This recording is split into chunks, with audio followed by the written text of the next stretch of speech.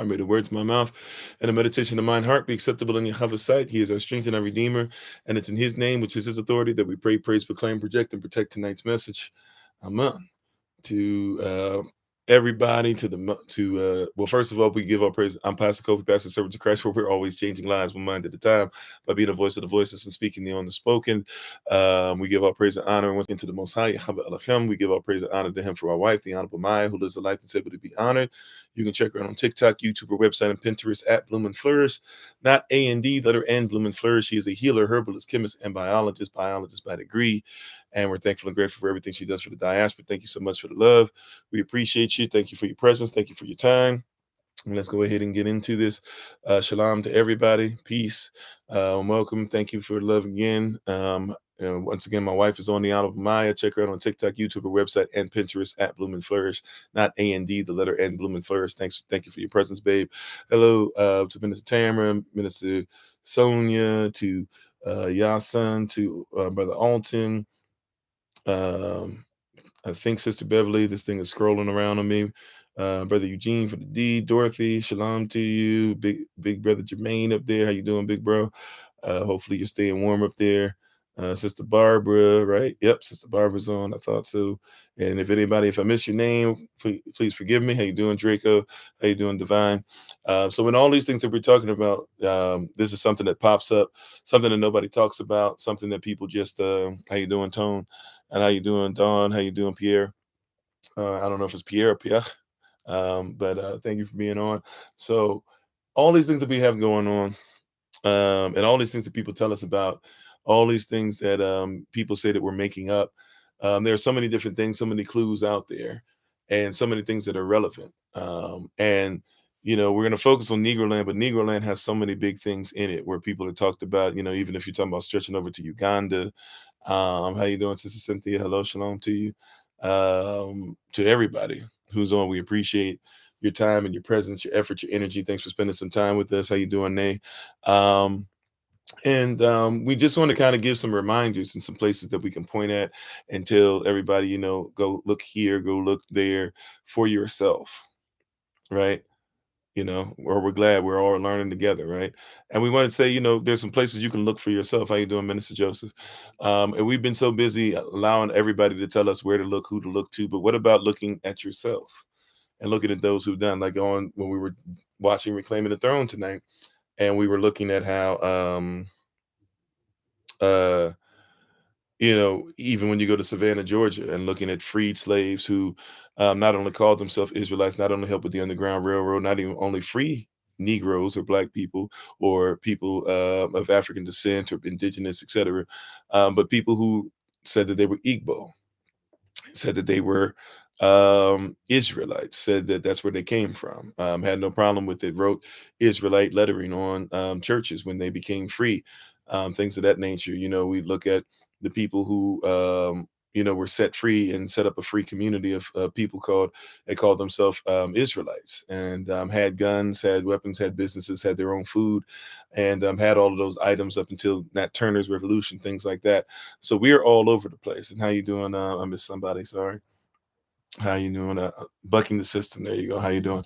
So we have all this evidence and all this proof of where we are, right? Just in Negroland, something that you can never taught in school, not in your civics class, not in your history classes, but something we can easily look at and be able to see exactly who we are and where we are, right? And yet it's not really discussed. It's not really talked about. It's not something that we put too much value in. But part of who we are is right there in front of us. If everywhere, what's the saying that that we hear all the time? If everywhere you are, or if everywhere you go, there you are. Then maybe you should make changes, or maybe you should realize that it's you're the problem. We use that saying. Well, what about if everywhere we go, there we are? Should we not take notice that that's us as well? So if everywhere we go, there we are. If everywhere we keep looking, if everywhere we keep finding stuff, even when it's getting to a point now, I'm not even looking for me, but I find me. I'm not looking for Israel, but I find Israel. It's very interesting, right? Where that starts happening over and over again. How you doing, Jack Triple? Thanks for being on with us and being part of the community. So if everywhere I am, there I go. Everywhere I go, there I am. Everywhere I look, It's some of me, and including even in scripture, but not just in scripture, but in the story of mankind. I started have to asking, why do I keep showing up everywhere? And why are other people aware of me? Right? It's not just that wherever I look, there I am, but other people seem to be looking for me and finding me as well. Right? It's not just me, you know, but other people who make these maps, like the map of Negroland, you know. They talk about ancient countries, you know, Upper New Guinea, showing the principal European settlements. So these are supposed to be European settlements, and these are places that are represented on maps by England, Denmark, Holland, and company.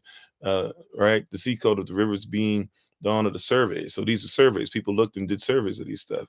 That at the time, these are the best modern maps and charts. These are things that are being used by everybody at the time. Once again, this stuff still being used in um, or not even being used rather, but being kept as evidence, as stuff that should be put in the library by the Library of Congress in your United States corporation. They say that you should learn this. How you doing, Big Brother Thomas? They say you should be aware of this. If not aware of it, they say they should be aware of it. How you doing, Sir Stephen? All these fine folks from the D coming on. How you doing, Lauren? For real, thanks for being on with us tonight. So if I keep seeing myself in everything, how you doing, Rick? And everybody keeps telling me I'm there, then question, if everybody keeps telling me this is who I am, I have to ask the question, why am I anti-Semitic? How you doing, brother Ali? I just start asking questions like that. You know me. I like to know why. Why is it that you keep why is it your community keeps telling me this is who I am? But then when I say who I am means that I should have power. Now who I am is not relevant. Right? Like we see who's I didn't make up the map. My people didn't even make up this map. We wouldn't have called ourselves everybody in the area that you are Negroland and Guinea. We had tribal names and we actually named ourselves certain things. How you doing, Sister Shima? Right? We knew what these things were. We had names for ourselves, but for whatever reason, when somebody else says this is who you are, right? We're okay with it until somebody says, well, when your people said who I was, they looked on the map and they said that that was the scattered lost tribe of Israel. They said those were the Israelites of Ghana. Like they said, like they put those things on the map for a reason. Yeah, because we ain't buying what they selling for sure, right? How you doing, our great? So I'm just saying, if everywhere I go, there I am. If I've traveled to these places and I'm like, wait a minute, and people start coming to me, hey, I like your hair. You know this? Like, oh, are you an Israelite? Oh, wow, okay. Oh, you know your story. When you say these things, these are true. We who live over here all the time. When you come home and you say this stuff, yeah, you're absolutely right. This is what we're doing. This is what we're saying. This is what we used to believe. Yeah, you're right. We shouldn't have Jesus, we should have Yahshua. Like these are things that people tell you. People from the place, people who study, people that are more studied than I, people who you'll believe more than I am. Or you might believe more than I do because they have the degree or whatever that you say is required. But when I look at what they have to say, now this one might be difficult for you to read parts of what it is, but the part that's way up top in the right hand corner, I can't even read a lot of it myself, but I'll try because of the way they got my screen set up. But it says something like Negroes are black people, the west coast of Africa being the Sahara, which are the being in the Sahara, which being in the Sahara, which are the Jews who migrated from Jerusalem and are banished from Spain. Wait a minute, right? You can read something called Judah Awakens. Now wait a minute, that's interesting. It's written. I didn't write it. Once again, my people didn't even write this. Somebody else coming being willing to tell the truth. Praise Yah that they were. That's why I said don't look at every person just because colonial construct has you believing that everybody that doesn't look like us is a liar, right? There's some people out there that are honest. Even if sometimes they're honest enough, even if they're trying to change things to say, we're the people, but hey, we got to admit there's these people over here and and we've said they have no story, they have no history, but they seem to come where they come from and look at the names of the places on the map. Right? For those who aren't able to see, we're dealing with some of these same places. They're telling you this is where we come from, and they're saying that the same stuff that we've been saying. 1491. Before 1492, and Christopher Columbus sails the ocean blue. How you doing, Coco? Before that, we know that they fought off Moors, who then scattered themselves. So this is not just scattered Hebrews from 70 AC. This is even in more modern times, obviously not modern times, but more modern times.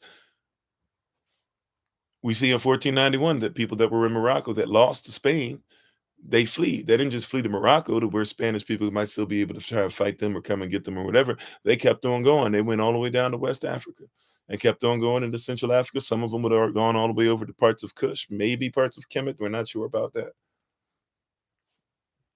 Everywhere I go, there I am. And then somebody says, "Why do you see yourself everywhere?" Well, here's the issue. You told me I was nowhere. So now somebody that you told nowhere, and like we were talking about today, the blind leading the blind faith, blind justice. Well, now that I got the blindfold taken off, everywhere I go, I'm seeing for the first time, and I'm realizing I have a story. In his story, I was invalid. In the story, not only am I valid, but I'm concrete. I'm foundational. Hmm. My people have meaning. That's why when people always say the weird stuff that they say to us, well, before you came over from Africa, as if all of us came over from Africa, but whatever. Before you came over from Africa, um, what did you speak? What did you speak before the Bible? It's like we wrote the Bible.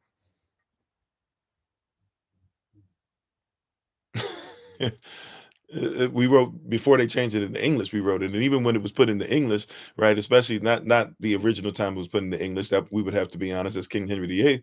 But the Bible that everybody using today, based off of 1611 King James version, that nobody would even let be used until the 1700s.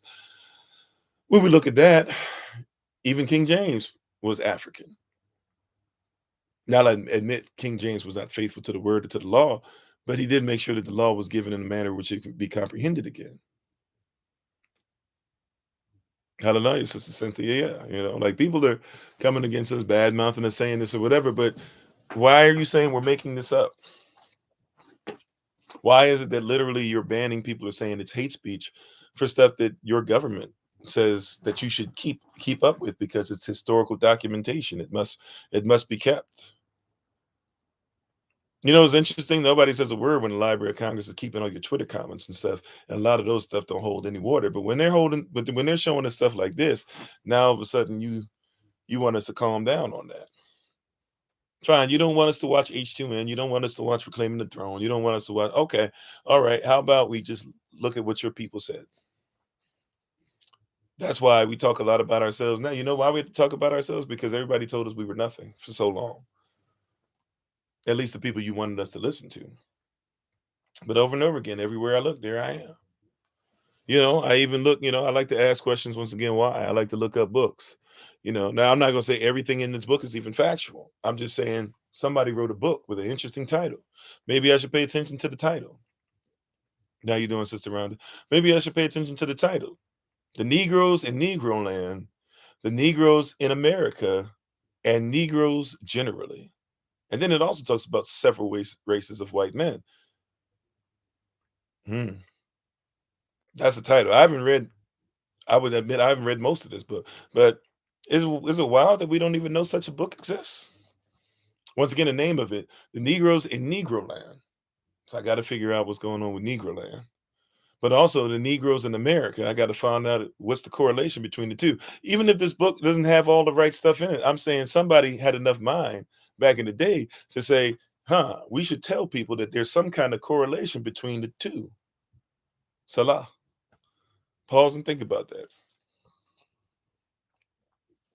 Somebody thought that it was important to look at Negro. Now, a lot of people don't even know that Negro, you think, once again, because we think off of a colonial powers construct and through their prism. So we see something like this and we think to ourselves, well, Negro is bad. You don't want to be Negro because Spanish people don't like black people and nobody liked black people. So Spanish people, when they said Negro or Negro, no, Spanish people were ruled over by Negroes before there was even such a thing as Spain. There was no country of Spain until 1491, when Queen Isabel, who married King Ferdinand, they both had a third of Spain. They came together and fought the last Moorish king over there in 1491 and defeated him, who had the last third. And then it became a nation, which fell under the Roman Catholic Church. But somebody decided, and I'm glad they did, to say, hey, we should at least pay attention to the correlation between the Negroes and Negroland.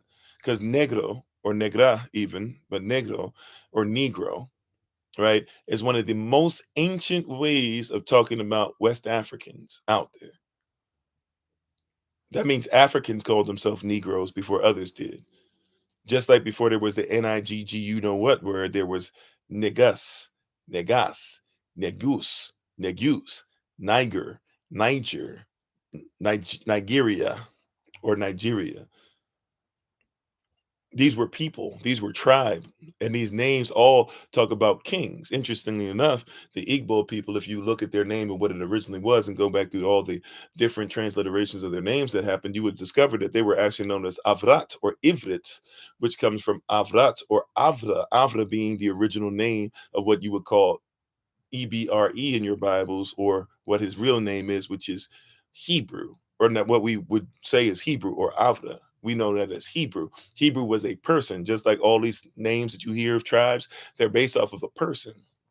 The Zulu are based off of who? Shaka Zulu and his family, right? The Khalifa people, where you get California from, they're based off of a queen who eventually they even deified, right? But a queen, her name was Khalifa, right? So the Khalifa people are the people of Khalifa, of a queen, right? All these things that you're hearing, these are about a people.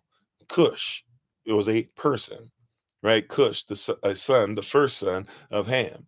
So the Cushite people, they come from, they're the people of Cush, which means they're the people of Ham or Ham. Ham even meaning people that can be in the sun, people that are blackened by the sun, or people that are the people who are hot, they can take the heat. I keep looking everywhere I go, there I am. But somebody says, maybe we should pay attention to that. Somebody says, no, don't pay attention to that. But once again, everywhere I seem to look, I see more and more of myself. And then when I say, hey, I see myself in that, somebody says you're a reverse racist. How you doing, Barry? Thanks for being on with us today. Right? It's very wild what this stuff has become. How do I hate somebody because I learned about me and I said, hey, can I talk about me? The problem is what's really going on. Somebody says, you're not supposed to talk about you. You know, what's the first rule of Fight Club? Don't talk about Fight Club. What's the second rule of Fight Club? Don't talk about Fight Club. What's the first rule of making sure that you can stay? What's the first rule of us being power? Don't talk about the fact that you have power. What's the second rule of talking about the fact that we have power? Don't talk about that you have power. That's what this is. But we got stuff slapping us up in the face. People been talking about this for a long time. Negroland. They wrote maps about it, and we're not supposed to know who we are. Why is that mandatory? That's not mandatory. That's not true. You can talk about who you are all the time. No, you can't. Nick Wright on sports. Those of you who watch sports, you ever heard somebody Nick Wright? Nick Wright will talk all this stuff about everybody. He'll make sure that he talks trash about Kyrie Irving. Kyrie Irving is anti-Semitic. He's all of a sudden ready to show how great a historian he is, and maybe he is. I don't know. But it's interesting. Nick Wright ready to pull out these books and tell people all this history and all this truth and all these facts about all this stuff. But and he's ready to talk, right? But when he's ready to make sure that he fights for his wife's rights and all these different things or whatever, there's a lot of racism going on. Nick Wright ain't opening his mouth up though, because he's controlled by this. LeBron James says you got to vote for somebody, but hey, we need you to make sure you talk about what's going on with your people. We ain't talking about that. Thanks for the love, appreciate it. I'm just saying, we have all these people that's willing to talk about this stuff. Candace Owens. Oh, all the Native Americans down there in Central America and South America, they were all cannibals. Even a white guy, Joe Rogan, which some people think is racist. How you know, Sister Deborah? Some people think he's racist. He'll say, "What in the world are you talking about? Be careful with that. Be careful what you said about that. You can't just make a statement like that." And she laughs and says, "Yes, I can." But then all of a sudden, somebody's made a racist remark about you, and now we're supposed to cry for you. The same people that were applauding you about that now, say shut up and stop crying. Heck, if I be honest, I won't say shut up and start crying. I'll be empathetic, but it's gonna be really hard for me to be empathetic because I know as soon as we're empathetic, you're ready to go right back to the same side and tell us why we're delinquents and all this other stuff. And we need to be like your husband and be like, good white men. And that would make black people better. But I've decided, and how you doing, doll? I've decided to go the other route. I've decided to realize that if I keep seeing myself in a positive manner, or even if I see, even on maps like this, it'll say, when you got to do some research, you might have to go and get a map that you can scroll in on, that you can actually look deeper on and stuff. But when you do some research, you'll discover even on parts of this map, it says stuff like, here are the scattered Hebrews. You know, places that they told us were just slave castles and stuff. Scattered Hebrews were over there. Some, right? These people, we want to believe that they came over and built these institutes and built these castles and built all the stuff. They just took what somebody else had. They interjected themselves. And thanks for being a part of the community, IMWJ 4297. They interjected themselves, and then they wrote themselves in and wrote you out. And we said, thank you for the knowledge. Thank you for allowing me to go to school. I appreciate you. There wasn't even a school. We had to teach ourselves. That's part of the problem, is that we send everybody to school. But there weren't really even schools. Thomas Jefferson started kind of creating them, but they didn't really pick up steam until Rockefeller. The same Rockefeller that leads to a Rockefeller family that had his children be in charge of the NAACP, not just of a chapter, of the whole NAACP. And you just a year ago, 2 years ago, finally had the first black person to be in charge of the NAACP. Why is that? Why does everybody have more to say about you than you do? You said it seems the more we prove to them who we are, the more we become who we are. Yeah. And you have to become who you are. The problem is you're becoming who you are. And when you realize who you are, like, watch this. Wouldn't it be foolish? I'm not. It works both ways. It would be foolish for me to fight for a black man or a black woman to sit at the front of the of I don't know. Some people would say it wouldn't be. I'm trying to find the best way to say it. I feel like it would be wrong for me to push for somebody that's not Irish to sit at the top of an Irish uh, council to ensure that Irish people are taken care of. I think it would be crazy of us to say that when it comes to the Holocaust, that we should have somebody who's non-Jewish, even though many people were part of the Holocaust. But I'll leave that to the side. I still think we should have a Jewish person to make sure that they're in charge of making sure that people who have done wrong by the Jews and making sure that the Holocaust doesn't happen again, that we have a Jewish person in charge of it.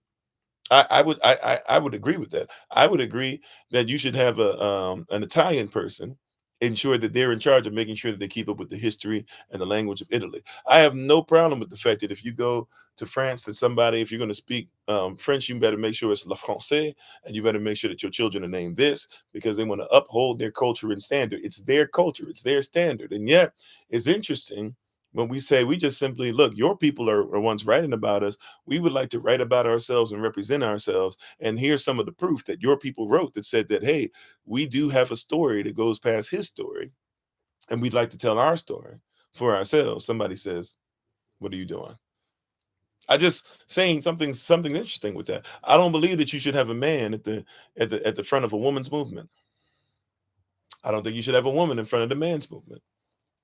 I don't think you should have somebody that, even though I'm not a transgender supporter of the lifestyle, but as far as their humanity, they're human beings. And if the transgender community wants to have a transgender movement, I don't think you should have somebody that's not transgender be a leader of the movement. It doesn't make sense. But when we say we like to tell our story based off of contextual facts that we can continue to provide, and you have continued to provide over and over again, you just don't teach them in classes. Here you are. You said no man has the right to speak on abortion. Well, I mean, you can speak your piece on anything. I'm just saying I shouldn't lead an abortion movement, right? Because somebody who's had an abortion can tell me, feels they have the right to be able to tell me, that as a man I shouldn't say anything about the child, right? So it goes two ways. But I'm saying either way, if that's your fight, fine. Like, let's put it like this: nobody who's not into abortions should probably be in charge of the movement to have abortions, regardless of what your belief is on it. I'm not going into abortions this evening. I've kind of made myself clear on where we stand. And as far as what we believe life is something that started before mother and father even conceived and knew who the other person was. right? But hear what I'm saying, right? I believe that a Democrat probably shouldn't be in charge of the Republicans. The Republicans shouldn't be in charge of the Democrats.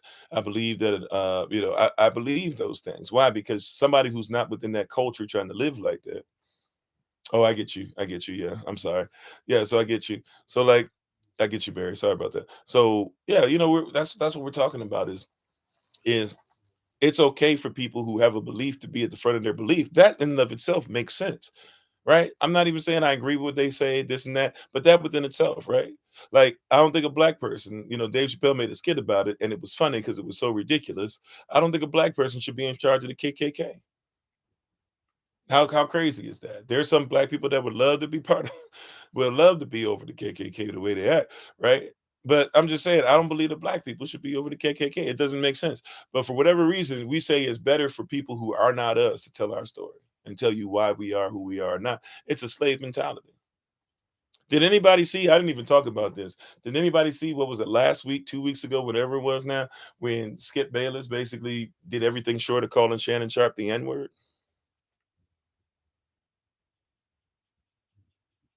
That's supposed to be good white folk. He's supposed to be a God fearing Christian. Did y'all see that? Did y'all hear about that? Maybe y'all don't know what I'm talking about. That's kind of really deep into sports for some people. But and Shannon Sharp voice jumped up an octave. He took his glasses off, and Skip Bayless had this look on his face. He said, "Put your glasses back on." And I was waiting for that next word. Because when they used to say that back in the day, that N word wasn't that far behind it. That J word wasn't far behind it. I was waiting. When I heard everybody talking about it, or I saw it keep popping up on my scroll on YouTube, I was like, let me see what they talking about. I was like, ooh, oh, that was ooh, your boy, yep, or any of that. I was waiting. I was like, it's only, that train is never late. I was waiting. You missed that? Yeah, I'll try and find a clip for you, baby. Show it to you later. Like, I was waiting when I was like, uh-oh. I was like, I know what time that I've caught enough of them trains. I've seen enough of them trains happen in lifetime. I was waiting. I was waiting for Shannon to jump over the table.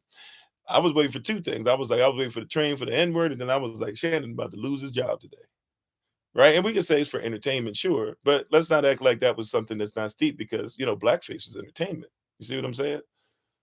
That's what blackface was. People were comfortable with black people being in that position and black people being dumb. It made people laugh. Matter of fact, the first people to wear blackface were not even white people. When you look up the history of it, the first people to wear blackface was actually black people who were actors, and to make them look dumber and to make them sound stupider when they made their dumb sounds and everything, did their step and fetch it thing, right? To make them sound dumb or look dumb, they put black folk in blackface to make them look that much more ridiculous, and put the fake teeth in and everything. So when they smiled, their teeth were crooked and all that stuff. That's what those characters supposed to play. Step and fetch it and Shirley Temple. You said they showed the movie Babylon. Yeah, I haven't. We went. What did we go see? We went to sell Avatar. I didn't even know there was such movie as Babylon out, and then I saw it up on the side of the thing. You know, yeah. But yeah. So Skip couldn't hide his face any longer. Yeah, he was upset. Skip, as far as I know, Skip hasn't come up with an apology. Why would he need to apologize? Skip Bayless, who's always the white guy on whether he was on First Take or Cold Pizza or the thing he used to do with Will Bond or what is it now? What is it they do? Undisputed, where he's trying to say he's the champion of takes and all that stuff. Skip Bayless, he does that. That's what he's been doing. Skip Bayless came out. He has a podcast, and I listened to it. And he wrote a letter. He always used to talk about the fact that he was really raised by a black woman that was like his babysitter. That's what he said. And it never clicked with me because I'm not from his time, right? So I don't automatically go to this place. But it was he wrote this letter talking about I'm so appreciative because my mother, she was always a drunk and my father was always a drunk. So in my mind, he made himself sound like poor white trash. That's what I'm thinking. And I'm like, okay, but he made it to college. How did he afford college? Well, maybe he got a scholarship, blah, blah. Come to find out, Skip Bayless was raised by white folk who could afford a mammy. Skip Bayless was raised by a mammy. When he started describing her, I was like, he got a mammy. just like a bunch of slave children had. He had a mammy. Now somebody says, "Oh, there you are talking about this stuff." No, he had a mammy. If you had a mammy, these were black women that sometimes would treat white children better than their own children because those white children was the way that they could get money to take care of their own children. So when Skip Bayless talks about this stuff, he talked about, oh yeah, she used to cook and clean, and she'd tell me what was right and wrong, and she'd let me go to black church, and I thought black church was better than white church because our church was boring, and she was there and she taught me right from wrong. Yeah, you had a mammy.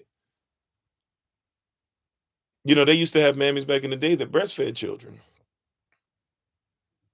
You know, you had black women all the time. Black women, they helped out during the war and stuff, and then after everything happened, black people didn't want to work for white people. Black people have started their own businesses and stuff. Guess what white people did? White people started to put things in order and laws in place that actually prevented black women from having any jobs in the workforce and having their own business, and basically had it to where they had to work for them. That's why that pie in that movie, whatever pie that was when she made her eat her feces, that's what black women felt like doing all day, every day, but they had to do it. That's the only thing they could do. Yeah, I have black friends, still racist. Yeah. You hear people say stuff, but because you're not even, even though you're aware of a lot of stuff, you even don't be thinking because you don't have the time. As much as time and energy they think that we have to just be looking at people and be like, you're racist, you're racist, you're like we don't really have time for that all day.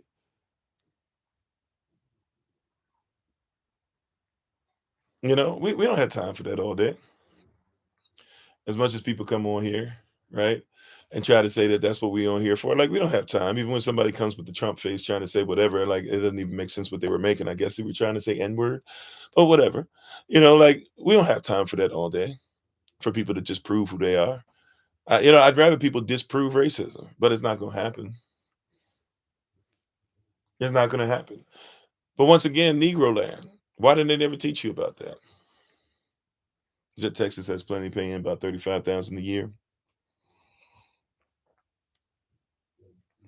right? Why they never teach you about that? Why did they never tell you, by the way, that the Negro, The Help is the name of the movie? Okay. Yeah, I could remember. I only saw pieces of that movie. But why did they never tell you that the word Negro, by the way, doesn't just mean African, it also means Native American? Why did they never tell you that? So in essence, Negroland kind of sort of made its way over here, didn't it?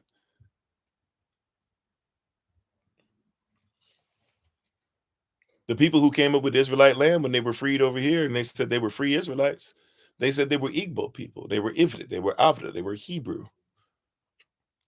People in Savannah, Georgia came up with the church. They wrote Hebrew language on the side of it. Cursive Hebrew, nevertheless, Hebrew. Spoke 6 languages. I didn't even remember that till we watched the thing tonight. Why are we never told about it? Where we never taught this? They found Hebrew writings on things that they found in Cherokee land. The original name for the Cherokee people is the children of the skirts. I'm sorry, no, the people of Yah, excuse me. The Choctaws people's original name actually translates to the people of the skirts. Why did they never say this stuff? Everywhere we go, there we are. But we're wrong for pointing out where we are. I mean, why did you see? I'm just pulling up what people put out here. Why do we have books talking about Negroland, a history of African exploration and adventure, and we never read anything about it? Nobody even knew this place exists. Nobody even knew Africa was called Negroland. We think that Negro means is something that's bad that somebody gave us. That's what we called ourselves. You said there might be history hidden in Area 51. I mean, I wouldn't doubt it. I don't know what Area 51 is. Nobody really knows what it is truly, but it could be a lot of different things. But there's some things that they hide. We don't even have to look for hidden places. Sometimes it's just hidden in plain sight.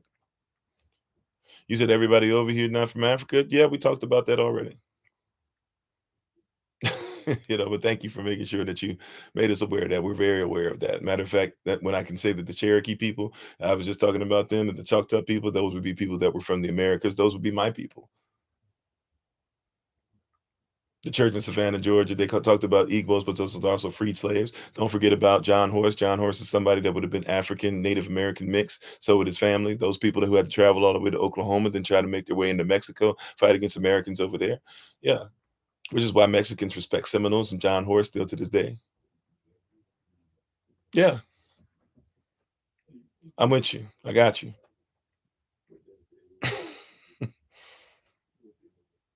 I got you. I understand. We're aware, and we should be aware. And I thank you for saying that if your motive was to ensure that it's something that we were aware of, since most aren't aware of it. But yeah, we're well aware. All right. Even the Gola or Gullah people, it literally means the people who have like been dispersed or the people who are scattered. That's what the word breaks down to. Same people of Gola or Angola in Africa, or the Gola or Gullah or Gullah Geechee people over here. And once again, as we just said, Negro does not just mean African, as you hopefully you just heard that, before you jump in. Again, make sure you hear me before we're just ready to respond. Negro doesn't mean just people from Africa. Negro also means people who are indigenous, right? How you doing, Vincent? Right? So yeah, so we're dealing with a lot of different people, a lot of different things. But once again, we were scattered. Don't forget Christopher Columbus. He comes over. What does he have to do? He brings a Hebrew interpreter over with him. You see? So we have to be aware of these things, and we have to talk about them within context. Let's not just throw out facts without context. Let's not show out context without facts. Glad you're blessed. Like, let's be honest about this. Let's give contextual facts. Once again, wherever we go, there we are. Everybody's saying that we shouldn't do these things, or we shouldn't know about these things. We shouldn't be looking for these things. But everywhere I look, there I am. And you know why it feels like that, even for people who aren't trying to get into that? You know why it feels like that? Once again, because they told us to have blind justice. They told us to be blind, to put on blinders, to not look at what was really going on. And now all of a sudden we're taking the blinders off, and everywhere we look, wait a minute, people, we were I was in that, and I was in that. I was told I was nothing. I was told this and that. I was told no, no, no, you were outstanding. I was speaking with I forget who I was speaking with today, but we were talking about how, we had electricity and stuff like that in the streets in Africa years and years and years before anybody even knew what electricity was. They had it in China, they had it in many places, but you hear somebody else's story, and so now everything has to be governed off them. When others were in the dark ages, and some of these people that people and places you're looking at now, when others were in the dark ages, we were walking around with some of the richest people to ever exist ever. Mansa Musa, whose last name, who's not last name, Musa, whose name literally translates to Moses. He's still there. You said why Louisiana has private laws and the rest of the state has common laws. Louisiana has public and private law. You just have to know the difference between the two. But there's probably more private laws in certain places because there's a difference between private and public. But we should live by private law. But first, to live by private law, you have to become private. You have to stop being a United States citizen. You have to stop being part of the corporation. You have to be a non-citizen national, bare minimum. And if you're not willing to live as such, if you're still going to send your children to school, that's public, right? If you're still going to make sure that you work for these corporations, well, no, your labor is different. I'm sorry, let me not say that. Your labor is different.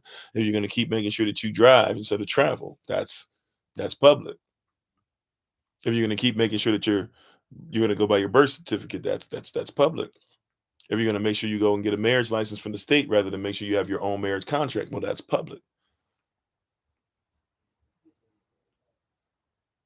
Yeah, I mean, Louisiana established by the French, but reality is every state is its own country. A state is a country. It's the United States. It's 50 united countries that bow down to Congress, Washington, D.C., which is not even the actual territory, but Congress, who only has power and not an actual territory. D.C. has to be subject to it. And therefore, you have the executive branch, the same place where the same place where the executive, the legislative, and the judicial branch are all centered at, right? So, it depends on what you bow down to. It depends on what you bow down to. Every state, it's like even with the abortion thing, right? People made such a big deal about abortion, but abortion law didn't change after all that. Has anybody recognized that? Oh no, the Supreme Court said, well, guess what? Every state gets to say this is how we interpret what they said. Every state gets to interpret what they said. I see you, Sister Cynthia, right? Every state gets to interpret what they said. Every state. So if there were states that already, you see, people don't even recognize this. If there's even back before Roe versus Wade, but if there were states that said that you can't have an abortion, when the Supreme Court made their decision, those states still pretty much said you can't have an abortion. If there were states that said you can have an abortion, even after the decision the Supreme Court just made, guess what? Those states probably still say you can have an abortion. But they came out and they came at Negroes hard, didn't they? And hey, this is going to change everything, and all these babies are going to end up dying. There's going to be more health challenges and all these different things. But preachers now lost their daggone mind and said, we don't believe in the Bible anymore. We need to make sure that these women have the right to kill these babies. Stuff that you say you don't believe. But at the end of the day, the Supreme Court didn't change anything. What is you got tricked into this. You had to go back and start looking for yourself. What was your standard? What is your standard? What was your standard for babies? Did you believe in abortions? Did somebody start doing abortions to you? See, even when somebody says something like this, to protect this Negroland of sorts, so to speak, like, let's be honest about this. Let's have real conversation. Let's be honest about this. Are there going to be more health problems for babies that live than if we just let people keep killing these babies? I'm not here to say that I have a right to tell you if you can kill a baby or not. I just feel like it's like we were talking about earlier today, right? Just call it what it is, or maybe yesterday, whatever it was, call it what it is. If we're gonna pull down these strongholds, we got to admit that it's a stronghold. If you want to celebrate a pagan, holiday, then celebrate a pagan holiday. But stop saying that it has anything to do with the Messiah, because it doesn't. We know in scripture, we know just with basic facts, we know even if you think it's purely allegorical, if you think it's even a mythical holiday, it has nothing to do with Christ. Somebody told you to write that in, and you've written it upon the tablets of your heart. Right? Just call it what it is. If you're okay, like I feel like let's stop changing stuff to make people feel better about what they're doing. That's part of the problem. I know I won't go much deeper, because somebody will try to lie and say that I was coming to people and being a bully and all these different things.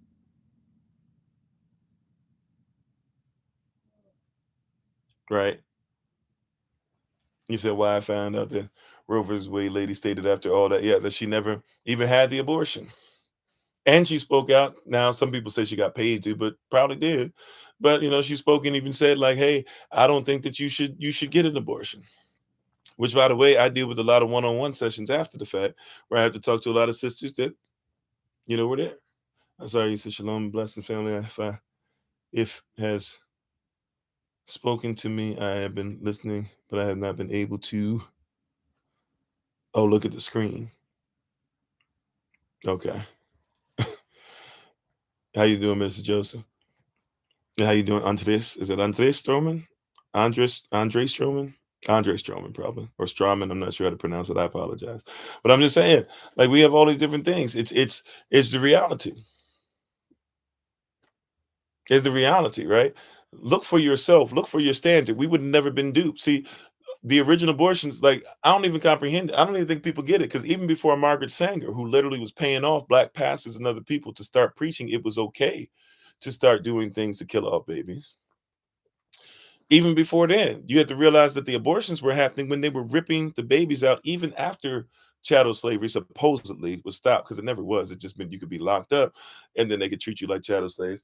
But they were having abortions and black women just ripping babies out so they could research. They were even taking babies out, right? Because you got to comprehend all these babies that they take out, they have to keep the body pieces. They have to count every part of the body. They can't leave any part of the baby's body. So they have to actually rip the baby out piece by piece. And then they put the baby back together.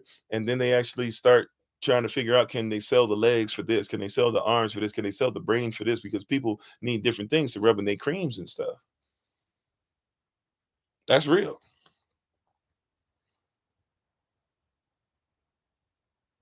So what makes you feel better to go do that? Oh, it's not a baby, it's a fetus.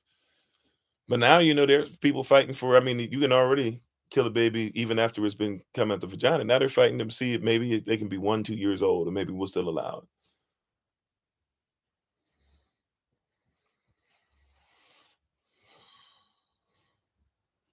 And we're fighting for it now. Yeah, melanin, more than gold. Where do you get most of these organs that people be looking for? These babies just disappear. Next thing you know, organs missing. Babies buried stuff with newspapers. So, anyways, I'm just saying, you know, how they treated people in Negro land over here is how they treated people in Negro land over there, right? If you didn't get the reference, how they treated people in Negro land over here is how they treated people in Negro land over there.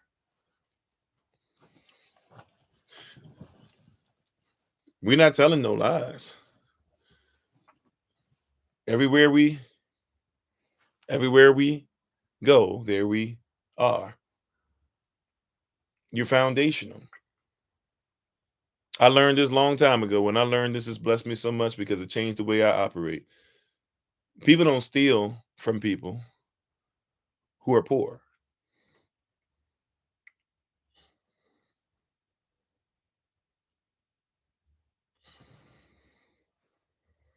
Yeah, how can someone sleep at night doing that job? There's a lot of people they have nightmares, and a lot of them, especially when they start having children, they can't keep separating it. They have mental breakdowns. There's all types of stories I can tell you from doctors who have came out and talked about it. All these missing black women, yep, 100,000 probably at the least. We ain't gonna put them on milk. What is it? Milk cartons and all that stuff. So I'm just saying, like this stuff has been going on and on. But we're foundation. Once again, you don't steal from people who are poor.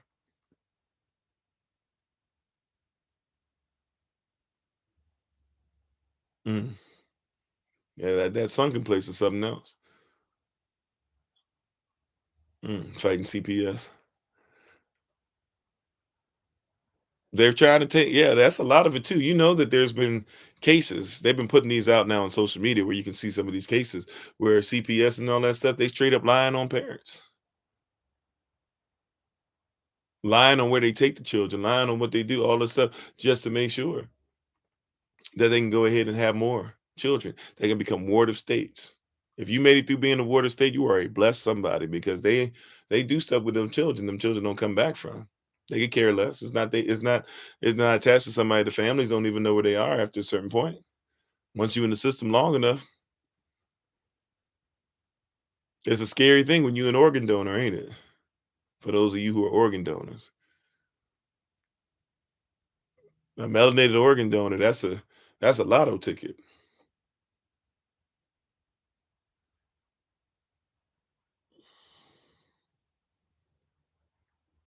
Yeah, I believe you, Jay.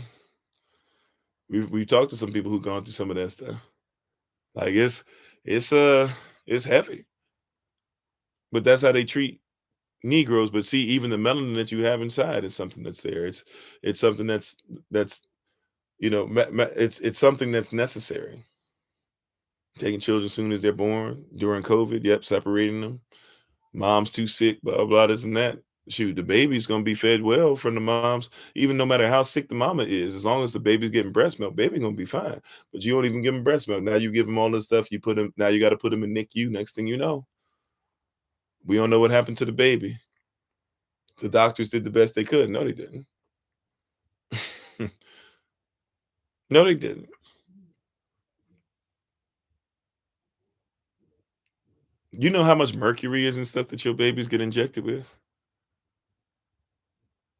Hey, how you doing? I am Kodesh. Thanks for being part of the community. You know how much mercury? They put more mercury in some of that stuff that they give to your baby, 2 times the legal limit they could give to your dog. That's how little they care about you. And they know that when little black boys, even though black girls don't do well with it either, but they know little black boys, it's harder to wash the mercury out of their brain. Not just out of their body, out of their brain. So if I were to take mercury, this is how wild it is. If you they don't use mercury thermometers, at least I hope they don't use the mercury thermometers in schools anymore. But that was a wild thing they ever did. But if you were to have a mercury thermometer break in a school, right? Let's say they broke in a school that a class nobody was even in the classroom. They would evacuate the entire school, at least depending on how the size of it, a huge amount of the school, but they'll put that in your baby. And we trust the system so much, the same system that won't tell us who we are. We trust them so much that we say, hey, do what you got to do. Your baby sitting there crying, you know, it was always hard for me, and I sometimes even wanted to fight the doctor. I felt bad because you know what? You got to hold your own baby down, baby crying because they don't want you to stab them. Number one, like I don't know where that even comes from, right? Think about the mentality, the scarring. Like your baby doesn't want to be stabbed. I don't like. I still to this day, I'm 40 years old. I'm a whole man, and I promise you, if you put me in front of the doctor, right? Haven't done this in decades now. But if you put me, well, no, yeah, decades now. But if you put me in front of the doctor and you put my arm out and you basically still at this age and you be like, hey, we're gonna inject you with something. You know, the first thing I'm gonna tell the doctor, I used to say it back then too. I used to tell them, you're gonna have to tell me when you're gonna stick me so I can look away. And they thought I was joking with them when I was in the military. You know, I was still getting some of these shots and stuff. And I turned around, I saw the needle, I almost choked somebody out. It's like I told you, right? Because your body is not, it's not healthy to be stabbed. Forget the stuff. I can't even say forget it, but for right now, let's just forget the fact that they're stabbing you to put other stuff in you. Like your body does not want to be stabbed. How you doing, Jojo? Your body is not designed to be stabbed to feel better. If you stab somebody, you know your whole body seizes. Like a lot of y'all ain't been in combat like that with knives. And I've never been stabbed like that with a knife in combat, praise Yah. But a lot of y'all ain't been trained to deal with stuff like that. If somebody comes at you with a knife, right? A knife is a whole different mindset. If somebody gonna kill you with a knife, they have to, it's a whole different level than shooting somebody with a gun. If somebody stabs you, right, they have to be committed to that thing. And if you get stabbed, your whole body will cease, it will stop. Your body will core. It's not like in the movies, people get stabbed and they just keep coming and coming. No, if somebody gets stabbed in your body convulse. Your body just, unless you want some drugs or something, your body can't take that. Right now, we've been trained though. They've somehow mentally got you to say, "I'm gonna go ahead and get stabbed," and it's healthy for me, and not just stab me in my vein. And then don't just stab me in my vein, but put something up in me. Now I got melanin, and if I just eat right, my melanin's gonna do what it's supposed to do, and the pineal gland's gonna do what it's supposed to do, and the pituitary gland's gonna vibrate the way it needs to vibrate, and the hypothalamus is gonna do what it's supposed to do, and I'm gonna be okay. But no, I'd rather somebody just go ahead and stab me. You got to ask yourself, and then they stab you and they put more poison in you because that's technically, even though they don't even do that now, they literally have created the stuff in the lab, but technically they were just supposed to put dead diseases in you. Now this is from somebody else's culture. I know I'm going a little off now. At this point, we're going to take our leave soon, but I just want to, let's go down this rabbit hole, right? It, you know that comes from somebody's culture to where they believe that if you were sick, you're supposed to fight sickness with sickness. If you're sick, it means your body is being attacked. So you have to attack what attacks you. It's a culture. You said, do I believe in taking modern medicines? If so, where do I draw the line? Just wondering. I believe in taking things that are natural. Now, there might be sometimes, in some cases, obviously, if somebody needs surgery and stuff, of course, right? But even in some of this stuff, like if you have a fracture or whatever, make sure that you set it straight. You can take some bone set, or not forget what the other is. But there's herbs you can take that actually help your bones to come together a lot faster than stuff they're going to give you anyways. It has no side effects. Or, if you're dealing with something where your baby is sick, you want to make sure that they have you get enough breast milk. And if you need the breast milk to be of best quality, make sure that you give lemon, lime, uh, um, lemon, lime to the mother, lemon, lime, um, oranges, things like that. It's going to give them vitamin C, but also it's going to help them as far as development with breast milk or whatever. If you're having issues with the pancreas and things like that, get some sweet potato up in you. If you're having issues with, the kidneys or whatever, literally eat, are what you eat. Have some kidney beans. Like there's you have enough stuff to eat to where you don't have to depend on modern medicine. And really, we should eat just like medicine should be, preventative medicine. We don't even use preventative medicine, but you should have preventative preventative food. So if you don't want to deal with brain issues, then sometime in your life have some stuff that's food for the brain. Walnuts, things like that, even natural stuff, right? If you're having issues with the kidneys, once again, start eating some kidney stuff before it becomes different. If you want to make sure you're not having some of the sugar issues, because a lot of people don't have diabetes, but you always got high blood pressure. You're trying to figure out why is that the case, or why do you have these symptoms? Doctors will say, "Oh, we don't know what you have," but the reality is that you're eating stuff that just turns into starch. So stop eating everything that turns into starch, especially a lot of the rice, which sometimes is even plastic and stuff now. But rice is not supposed to be white or just be only brown. A lot of times, like especially if you're eating any kind of grain is supposed to be multicolored most of the time.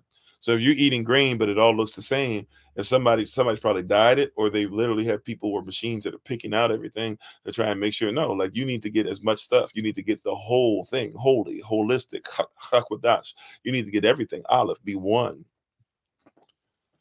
But once again, you get separated from your land.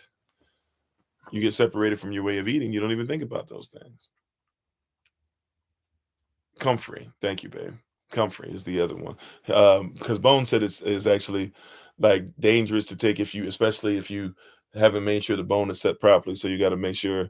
So comfrey actually helps it to come together, and bone set will literally, even if it'll set the bone, if you eat too much of it too fast and it's not really healed or put in the right place, it'll actually cause the bones to grow in the wrong manner, right? And even the flu shot. By the way, here's the interesting thing about the shots. You've been taking corona shots your entire life. If you've been in a situation where you had to get vaccinated to go to school, you took COVID shots in the winter. You think you took flu shots in the winter. Flu shots are for the fall. COVID shots are for the winter. You ever notice that you take the shots before school starts? The children have to take shots before school, right? And then they take some other shots during school. Well, the winter shots, part of that is flu. The ones before is COVID. Now, here's the interesting part, though, even about these shots. And let's just handle flu. I won't even touch COVID because they'll get mad at me. So let's just handle the flu. When it comes to influenza, they've been trying since the 1930s. I believe 1933. I could be off on that, but they've been trying since the 1930s to prove that influenza is actually it's comfrey. Okay, I'm sorry, I reversed that. Bone said is okay. Comfrey will make the bones fuse no matter what. Sorry about that. Sorry about that. So you need to set the bones for the comfrey. Sorry. I'm not, by the way, not a doctor, right? I'm just telling you some things that maybe you've never heard that perspective. Okay. Let me make sure I say that clearly before somebody comes on here and says that I was giving medical advice. I'm not giving medical advice. I'm just telling you there's some things out here that you might want to look at, and you can get better advice from somebody else. Now, my wife is a herbalist, and if you'd like to go ahead and have some sessions with her, she's actually somebody who's more qualified than I through her business to be able to make sure she does those things. That's what she does for a living. Okay. All right. But you want multicolored food. Matter of fact, you should eat multicolored food anyway. Your food should be the color of the rainbow as much as possible. Usually our food is just one, two colors. You want your food to be the colors of the rainbow. Every color has something different for you. Every color has something different for you. Yeah, disclaimer. Amen. Right.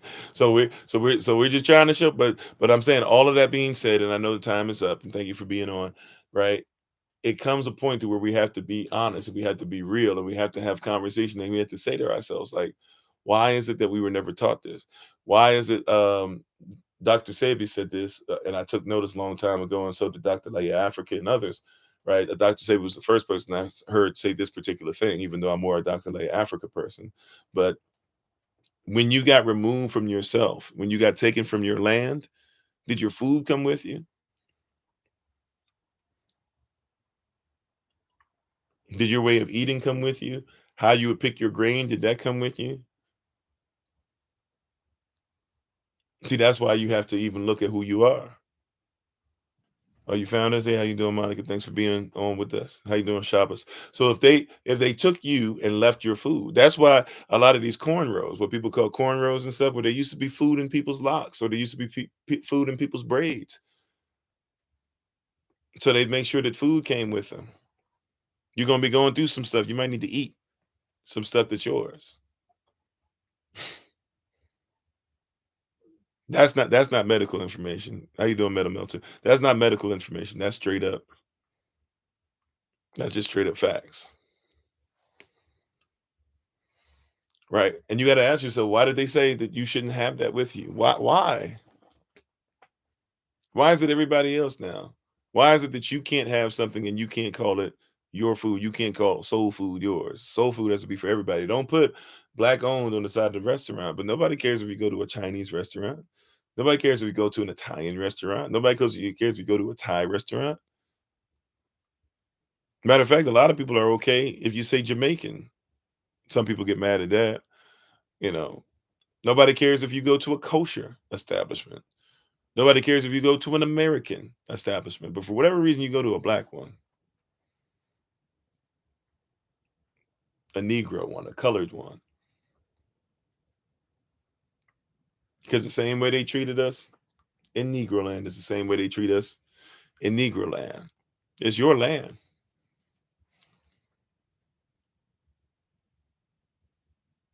It's your land. It's your food. You think that people were able to know what food to eat as slaves and they didn't, they weren't indigenous to over here? That's why the word Negro, it doesn't just mean African, it also means indigenous. There's a lot of Africans walking around here who are indigenous. you know, as I was trying to say earlier before somebody got upset and frustrated and not all of us come. Look, we get that. And thank you for the love, appreciate it. Right. But I'm just saying, everywhere, as we said, and we'll leave it at this, it's time for us to take our leave. I probably poked the bear enough. But everywhere we go, there we are. If that's the case, maybe we should just start believing it. Just saying. That being said, thank y'all. Appreciate y'all. Those who are part of Patreon and the watch, the watch party. We appreciate you. Thank you so much. We honor you guys. I'll say it again. I have made sure that I updated the Google Calendar invite for tomorrow, but just in case, I will be on tomorrow in the Rising, 8 a.m. Eastern New York time. It is my turn. I think I actually have the next 2 Wednesdays. I'm gonna do the first Wednesday of next year. So we look forward to seeing you guys tomorrow right on Kofi_43 on TikTok, on Facebook, on podcast, on YouTube. We'll see you guys tomorrow. Take care. Hopefully it's warming up where you are. It's starting to warm up a little bit where I am. It's still cold, but it's not to the point to where I feel like my body's going to fall apart when I just walk outside. So we praise y'all for him helping out with the weather some. Take care of yourselves. Take care of one another. Pray for one another. I've been trying my best to make sure I've been keeping up with people who've been filling out the form. So prayerfully. I'm not sure if it'll be AM. Thank you. That's a great question. I'm not sure if it'll be AM only tomorrow. We might. I got to call somebody. We might have somebody on as a guest tomorrow evening, or just might. You know what? Let's just lock it in. It's fine. I'm not going to do that. This is the only Wednesday for a while. I'm going to do it.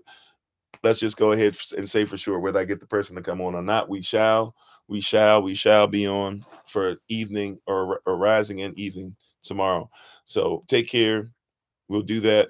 We got the reminder out, even on Google Calendar invite to remind you. Don't go looking on either YouTube or, by the way, when we start up our Wednesday nights or Wednesday Rising, and it'll be the ministerial staff again taking over. We're going to use YouTube now instead of using um, the conference call line, just because we're having issues with the recordings. I do have the recordings, but the only way to post them the way we're doing them, it takes so long to do it that I can't find time to literally just upload the recording. Like the way they have it set up, it used to be a lot easier. Now they've set it up where it's extremely difficult, but we will get those up. But to make sure we can just have them instantaneously pop up, we'll just make sure that we do them on YouTube. Okay. So we'll have that and we'll let you guys know. I think that was already even updated in the Wednesday Rising Google Calendar invite to let you know that every Wednesday, right before it gets to start, just come on and look for the link so you can pop on there. And also that works out well so that you guys can be seen too. And it'll just pop up and everything will be on there. We can have it on Patreon, all that great stuff right away, as well as public as well. So thank you all. We appreciate you. We honor you. Thank you for the love. Long time no talk to Meta Melter. Appreciate your presence. Continue to do what you do, and we're going to continue to grind. So as always, this has been Pastor Kofi, Pastor Servant to Christ. where we're always changing lives one mind at a time, but being a voice of the voiceless and speaking the unspoken. Once again, please check out my wife, the Honorable Maya, on TikTok, YouTube, her website, and Pinterest at Bloom and Flourish. Not A&D, the letter N, Bloom and Flourish. She is a healer, herbalist, chemist, and biologist by degree. And we ask that you guys continue to pray for one another. And don't forget, watch night service right around the corner. So we thank you guys. We honor you. We look forward to all this different stuff going up, and study this so you can be hearers and doers simultaneously. As always, it's been Pastor Kofi, Pastor Servant to Christ. We're always, I already said that. Well, anyways, it's been my pleasure to be in front of you guys again. Thank you guys so much. Take care. Remember your affirmations: Romans 8:1, Romans 8:11, Romans 8:18, Romans 8:19, Romans 8:28. Bonus, Romans 8:37. And remember, as always, Yashel, that you are loved, you are necessary, you are majestic, you're fearfully and wonderfully made, and you, which is all of us working together, will be the reason why people who are in this system no longer have to be of it. Shalom, family. Kwam Yashel, Tadach, Bavakasha. Have a great day. Remember, Ana Yashel. And we are Yashel, and we shall continue to do what he says. Barak Allah Atsham Yachava. May the blessings be upon thee in the name of Yahweh, and we'll talk to you guys soon. All right. Peace, family. Take care.